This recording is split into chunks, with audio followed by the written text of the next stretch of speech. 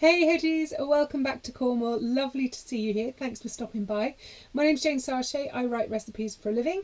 This is Myrtle, my beautiful campervan, and it's together in this tiny little kitchen that we bring you guys awesome one-pot camping recipes every single week.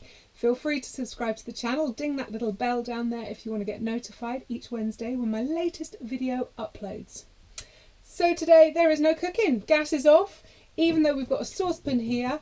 I won't actually be cooking anything today because we're going to make hummus. Hummus is so easy to make if you're at home in your kitchen and you have a blender or a food processor, but if you're on the road and you fancy some homemade hummus, what are you going to do? Well, my friends, the answer lies in your trusty potato masher. We're going to make a really rustic type of hummus. It's going to still have little pieces of chickpea in it, which is going to be very, very tasty.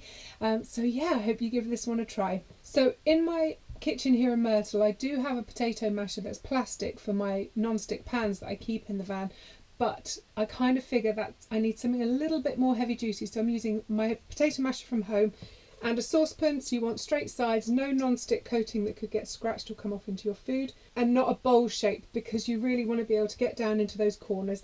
It's going to be quite a workout, so I would crack open a bottle, put on some tunage and just enjoy the process. So 1 can of chickpeas going in. I've already rinsed them in cold water and drained them, so it's just the chickpeas. And now all there is to do is mash. Now I have read that if you are at home or if you have a microwave in your van, that if you give these chickpeas a blast in the microwave first, they're actually softer to mash. I haven't tried that. Do let me know if you give it a go. I don't have a microwave here, so I'm just using a bit of brute strength today.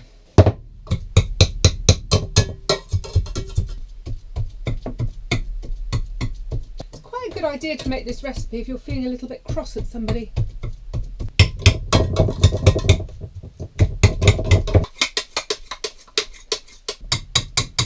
Cool, that's quite the workout. So it's not as smooth as if I'd used the food processor, but it's still going to be really, really tasty hummus, so I have no problem with that.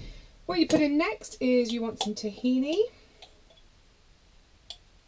And if you've never used tahini before, that's just a paste made from sesame seeds. 1 small clove of garlic, some lemon juice, some olive oil and Cornish sea salt. Now mush all that up together until you have a nice smooth paste. Okay, when everything's all mixed up, have a little taste. I'm going to add some more lemon juice. I think a little bit more salt as well.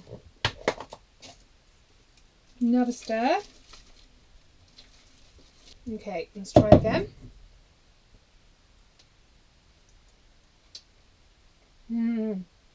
Oh, that lemon's better. That's good. I'm happy with that.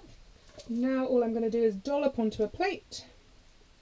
Spread it out a little bit, then give it a little drizzle of olive oil, a tiny squeeze more lemon juice, and a little sprinkling of smoked paprika.